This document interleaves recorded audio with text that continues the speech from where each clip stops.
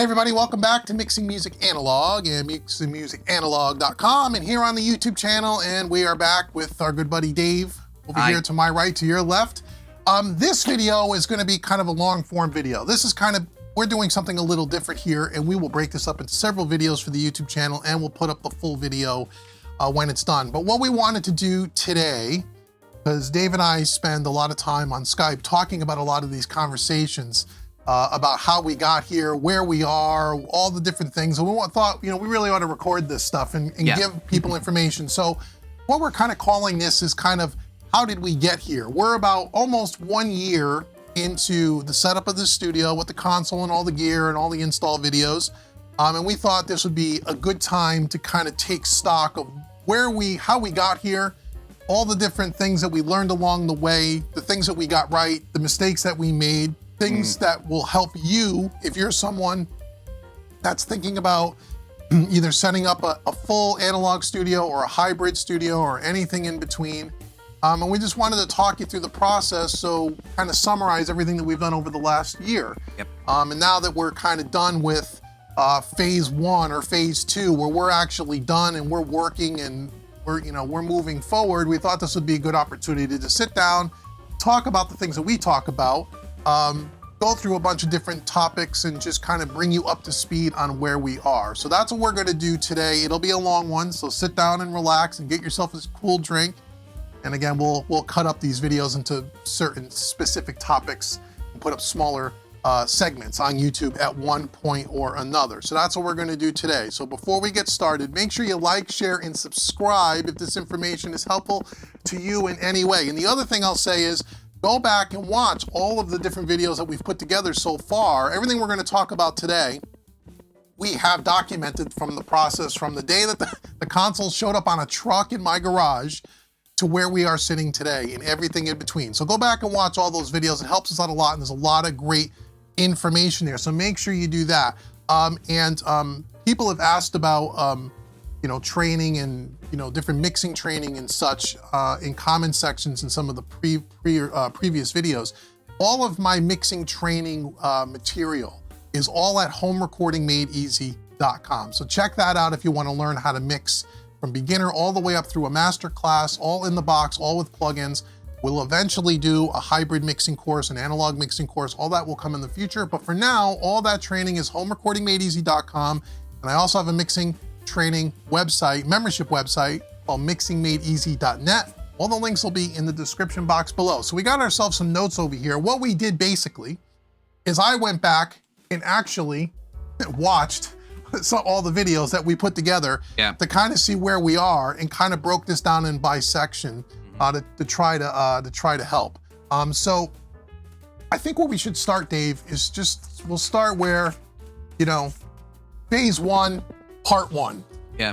In phase 1, part 1 was the first install, and just kind of talk about, how we started this whole thing. So first and foremost, let's talk about when we started. So I started talking to Dave about an analog, or really a hybrid mixing setup, in April of 2021. That's when I first approached you, right? And said, it was April, a Skype call in April, where he calls me and he said, "Hey, I've got an idea." Yeah. And he told me the idea, and I know my initial reaction was, "You're crazy. You're out of your mind." I said, this is it's a huge investment in something that we really don't know if it's going to pay off or not. But the more he told me his reasoning behind it, because he's been doing mixing training and stuff for almost 10 years now on YouTube. Yeah, it's been 10 years. I checked the other day. My first video on YouTube was 2012. Yeah. So we're in 2022. Yeah, so 10 years. You're 10 years into this. Yeah. It's like, you can keep retreading the same ground over and over and over again as forever. You can do it. There's YouTube channels out there that do. Yep. But Dave's a lot more ambitious than that, and he was like at the point where it's like, I need to do something new. I need to take the next step, and this is what I think it is. And I was like, once I heard the reasoning and the plan and everything else, like, I'm 100% on board, because I'm like, this is the coolest thing ever I've heard. I'm like, I want to be involved in this. And he's been gracious enough to take me along for the ride this whole time. So it's like, yeah, I'm 100% behind the idea. Let's do it. So, Yeah, it was. and then it was you. Yeah, it was kind of.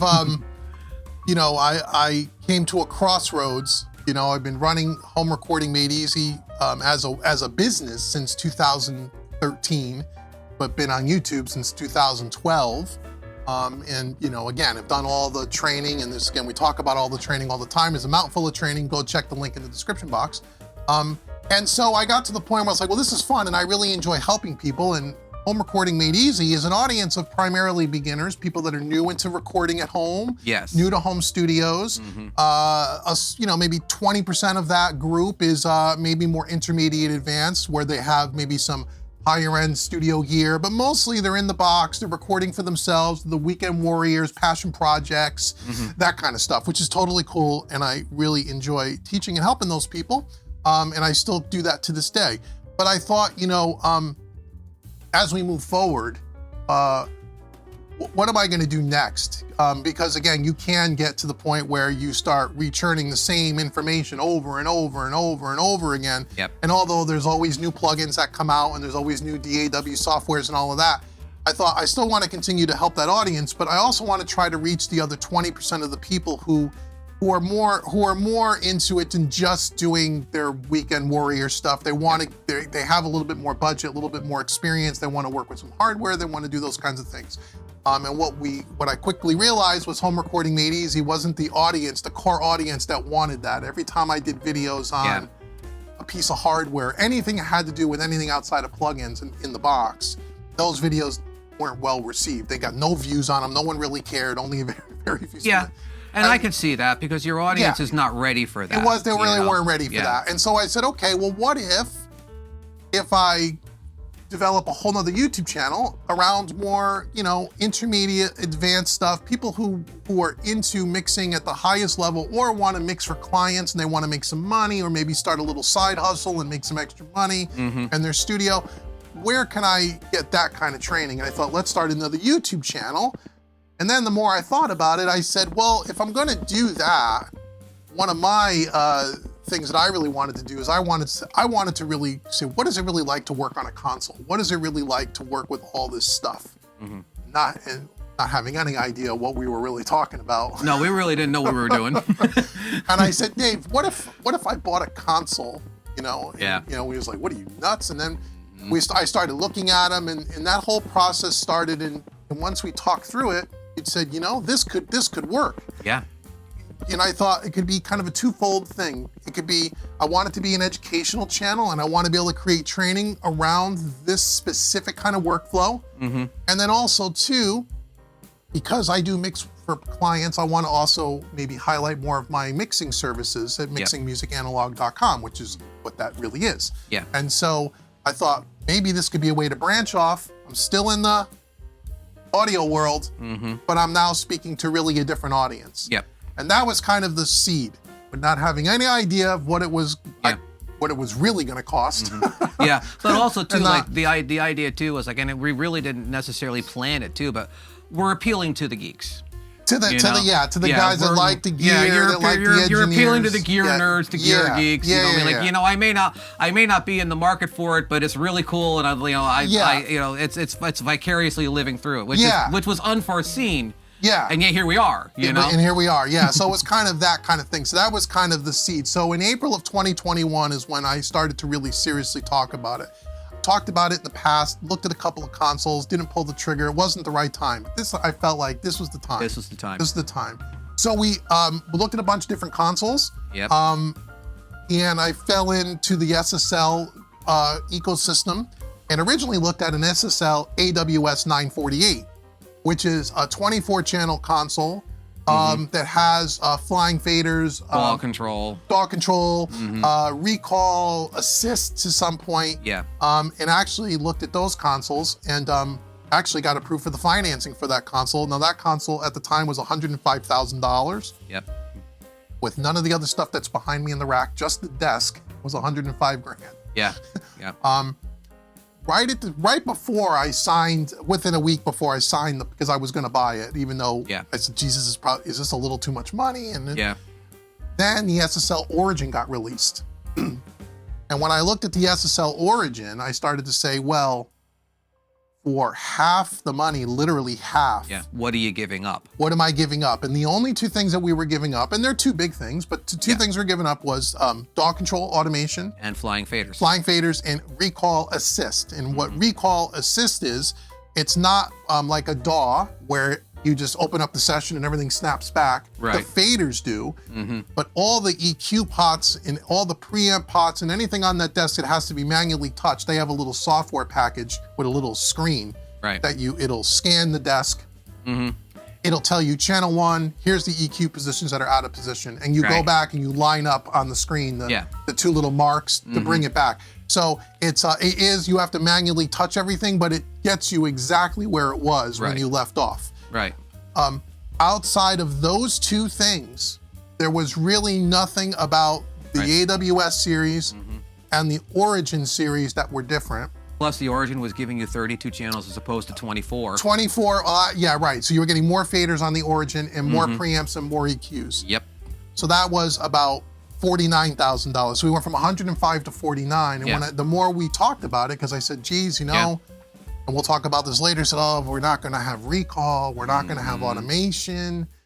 And I raised the point right then and there.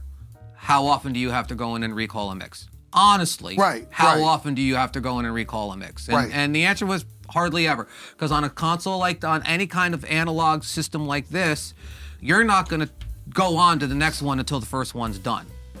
That's right. We're going to talk all through that, but that's right. Yeah. So that was kind of like, and then I started to think about it, and I says, you know, you're right. Yep. Even when I mix in the box, how often, once a client signs a mix off, like we've gone back and forth a few times, they've made all their changes, they say, yes, I like the mix delivered to me. How many times have I ever had to go back and bring up that session and redo something a month from now, let's say? Yeah, or even longer. And the answer for me personally was, I don't think I've ever done that. I don't care. If I've done it, it's less than a handful. Yeah. So I said, you know what, maybe you're right. Maybe recall is as important, is nice to have, but it's not as important as I maybe originally thought. Yep. And so I said we could save half the money and get more faders. Yep. And I thought, you know, this is not a bad idea. Yeah. And so that's how I kind of settled in on the Origin. It made it a much more digestible And for that investment. matter, didn't either somebody at Sweetwater or SSL talk you down to the Origin at one point? Yeah, Sweetwater, the sales guy that I worked with, when we started to talk through it, he had said the same thing. He said, well, well, let me ask you, what kind of studio, what is this? Well, where's this going? Is this going in a commercial room where you have producers and people that rent out your studio and people, how many clients are you working with? And when I started to talk to him about it, I said, no, it's a personal studio. It's me mixing, and it's again, maybe 50% education, tutorials, 50% working with clients, maybe if anybody ever wants to hire me. And that's really it. No one is going to use this console but me. He said, and so if that's the case, if you don't have the requirements of a client says, look, I need to be able to come back at any time and recall something, or I need to be able to come back and add parts or whatever. And he says, and you're not a recording house. I said, no.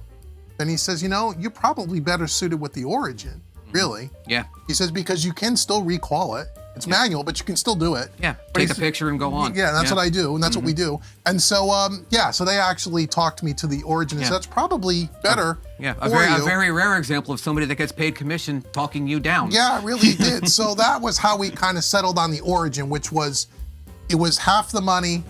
It was a lot less scary of a risk spending that, and I thought, okay, it's going to be half the money, half the payment amount. So that's how we settled on the Origin. So we ordered the Origin in early June. Yep. And by July 6th, it came in from England. So it came on a truck. You guys, if you haven't, videos are in the playlist. There's a video. There's a video showing it coming off the truck, showing me uncrating it, showing me and 4 guys bringing it downstairs and setting it up. I wasn't here that day. No, he didn't do that, but I had 4 other guys help me set the thing up. Thank God. And carry it around the backyard and down the stairs, and all that has already been documented. You can go watch those videos. So we took delivery actually on July 7th was the day that it came in. And so at that time, our first thought was, okay, we're gonna have a console. Yep. And we need some I/O and stuff. So the first gear that we had that came with this thing, we had 2 Universal Audio Apollo X16s. Right. which is what gave us the 32 in and out for the 32 short faders on the, long faders yeah. on the console. I had purchased an SSL Fusion. That was at the beginning as well for the master bus. I had one distressor compressor plug-in, or compressor hardware. We had some West Audio gear. We had the NG bus compressor which we still have. We had the West Audio Dione, which is kind of a VCA SSL style. Yeah, that's compressor. an SSL bus compressor. We got that as well. And then we had one 96-point patch bay at the time. Yeah. Okay, so that, and then we had 4 D-sub cables. Right, because all we're gonna do is send audio back into the board. Everything else is, That's what we thought. Yeah. So again, you guys, if you watch all the install, you'll see how it kind of grew. But I have in our notes here, the original intention was, and again, this is why we're doing this video, and this is why we're doing this YouTube channel. Because if you're thinking about doing this, you may be thinking the same thing we were thinking. And then you're gonna see as we move on through this video, how very quickly things start to go beyond what you originally thought. So the original intention, I wrote it down, was the thinking was all we needed was enough cabling, D-subs, to get 32 in and 32 out of the DAW into the console, back into the DAW for the print track. So that's 4 D-sub cables, right? That's all we needed. That's all we bought. That's all we had to have. That's all we bought. And that we were only gonna use the few pieces of hardware that we had on our group channels. Yep. Because this board has 16 mono or 8 stereo groups, like a drum bus, guitar bus, vocal bus, however you want to lay it out. We thought we'll just put the hardware on the buses. Yeah, and anything we need to do on the channels, we'll do in plugin We'll do in plugins in the box, and we'll box. use all the EQs on the desk because every channel has an EQ, and that was it. That's what we were going to do. Yep. We'll do full hybrid. Really pretty hybrid. I mean, it was 50% plugins, 50% hardware. It would have been the definition of a hybrid studio. A true hybrid studio. That was the original intention. Yep. And the reason why we thought that is because, and another reason why we created this channel, is that because there is no information online on how to do this. There's none. I mean, we looked. Yeah. There's people that obviously show you their studios with whatever console they have and their hardware, but nobody shows you how to hook it up.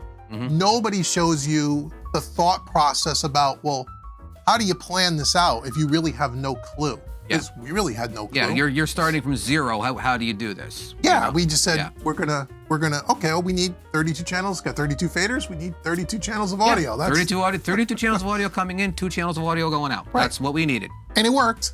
It did. It worked. sounded great. So that's what we thought. Because there is no stuff online, we just decided, hey, if we're gonna do all of this, let's create a YouTube channel to show other people how to do this, and all those videos, there's almost no editing done. They're live. I mean, if you've seen them, you know that we would just put a shotgun mic in the room and we'd run around with an iPhone and we would have one main camera, like the camera that's filming us now, pointed in the room. And you would see us back there talking and thinking things through and working out problems. And we said, we're gonna show everything. So you can see what really is there. We're not gonna piece it all together and show you how we just miraculously came up with the process. We're gonna show you the whole process, and we're going to learn on camera. Yeah, we're not going to be afraid to make mistakes. No, we made some mistakes. We made some major boners. We did. So, we had moments. Right. So that was the original. That was phase 1, part 1. And so I got a couple of sections here. Okay, well, what did we get right at the end of those first few videos? Well, what we got right was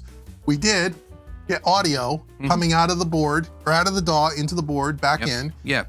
Really quickly. I mean, that was pretty simple. We showed you how to plug everything in. We passed audio a lot faster than we thought we were going to pass audio. Yeah, we weren't sure if it was going to work. It was, logically, it is straightforward. You come out of your interfaces, our X16s, go into the console, and then come out of the console back into the X16, and it should work. Yep, and it worked. It did. It worked. We got that right. We had that. Although we did have some issues with the Universal Audio, the console software. Yeah, the Universal Audio console software was, especially when you tied the 2 Universal Audio units together. Yeah, you daisy chain them together. It was a little wonky at times, and it would lose one or the other X16, and we couldn't explain why. Yeah. So like you would start up, and you'd have to set up all your whole mixing matrix again in the Universal Audio stuff. It's like, we don't understand why it's doing it. It's doing it.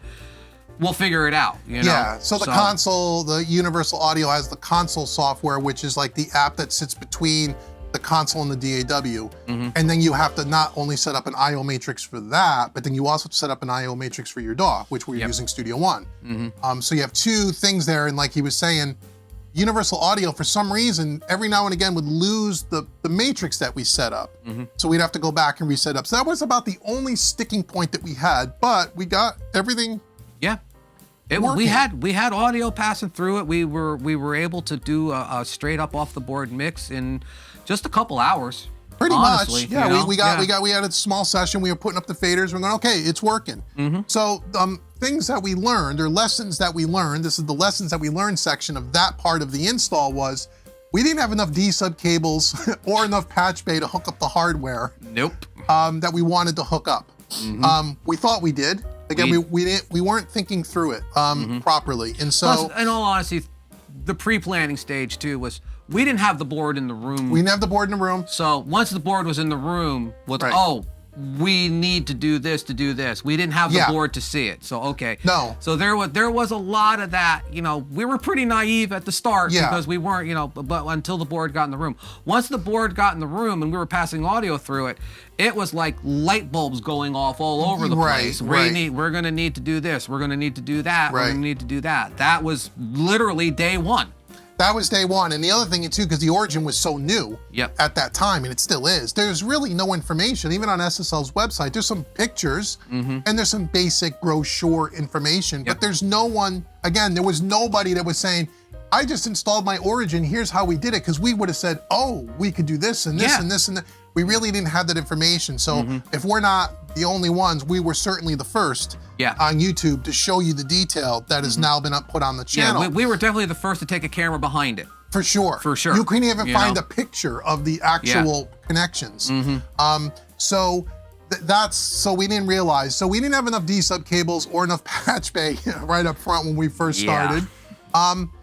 We also thought that we could, and we talked about this in the early videos. It's funny when I went back and watched some of the things that we said, oh yeah, we're just gonna be able to do this, and we're not doing anything like that now. We originally thought, oh, you know, we don't have recall, so we're gonna be able to set up a standardized template that's gonna work for every session. In the DAW, And we're gonna be able to set most of the pots on the board to the same spot, and you're never really gonna have to change that. Well, as you get into this and you do lots of mixes on it, you realize very quickly that's not really true. Now you can use templates, and you can take a template and then you can modify it for every session, which I guess maybe saves you a little bit of time. But I found, for me personally, I start from absolute scratch on every one. For me, it's faster. In my mind, it probably physically takes a little longer, but it feels faster to me and it keeps it more organized in my head. Yeah, but our initial thought was we could eliminate that whole step by just coming up with a universal, constantly repeatable mix matrix in Studio One. Yeah, this instrument goes to this channel every time. Nah, it doesn't. And that, by the time you loaded the second mix into the DAW, it was like, yeah, no, that isn't gonna work. But we spent a lot of time setting that up, before we found out that it wasn't gonna work. Yeah, it's just because the sessions that we work on are so different. Yes, there are channels like the kick drum's always on track 1. And the snare drum's always on track 2. But once you get beyond the drum set, really, because now you have how many basses, how many guitars, what kind of guitars, how many keyboards, are there horn sections, are there special effects, how many vocals, how many background vocals.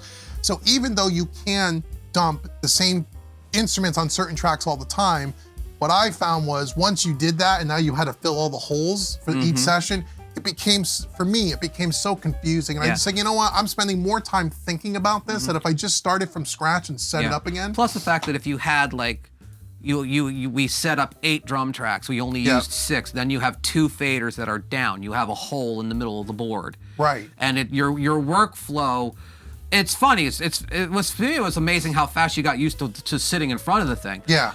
But your workflow all of a sudden then becomes roadblocked by an empty channel. Yeah, it's a little, it is a little weird. And so we figured out, at least we thought, and again, you can use templates, but we thought it isn't gonna be that simple. The other thing that we realized is that we really needed additional IO right out of the gate, because we said we wanted to have 48 faders as opposed to 32, because this board has 64 faders, 32 long, 32 short, which means you can have all 64 channels at Mixdown.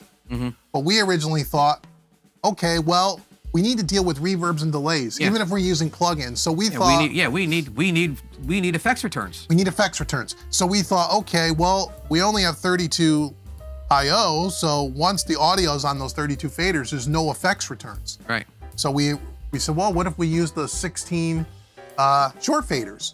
Well, in order to do that, you need more I/O. So right out of the, we weren't even into this thing 2 days, and we said, shit, we need another X16. We need another X16.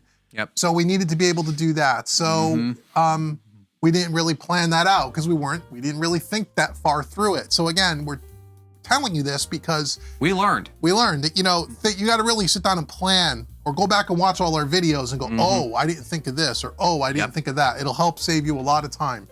So we ended up having to get another X16, which we'll talk about. We also learned during the install process, again, as Dave said, how flexible that this board really is. Once you started to look at all the connections and go, oh, wait a minute, we can do this, and oh, we can put... Yeah, and you could push this button and do that. Yeah, we didn't know that. We just didn't know that, oh, okay, you mean we could put inserts on all of the channels, both the short and the long faders? What if we, and then that started to open up Pandora's box, which we'll talk about. Yeah, why are we running, the almost right away it was like, well, why are we gonna put the bass compressor on the bass bus? We could stick it on the bass channel. Right. And have more control over the mix and everything else that way. And it was like, there were light bulb moments going off all over the place, and every light bulb moment was the same thing. We need another cable, we need another patch bag. Well, yeah, so every time we said, well, what if we wanted to do this? Well, you could do that, but now you need either more patch bay, or you need or more D-sub cabling, which we did. So again, if we would have thought through, and the only reason why I'm saying this part of it is because when I bought the console and I financed it, like a car, I was also able to finance the original X16s, the SSL Fusion, everything that I bought up front, I bought into one package so I can make monthly payments. And the D-sub cables. And the 4 D-sub cables. If we would have had the opportunity to if we would have stood in the room with one of these things, or if we were able to talk to someone or watch some videos with someone that had one, I could have said, oh, okay, we're gonna need another patch bay. Let me get that at the time of purchase. You know what? We're gonna need way more than 4 D-sub cables. How many do you think we're gonna need? We're gonna need 60 or whatever we ended up with. Let's buy all those at once. We haven't counted them.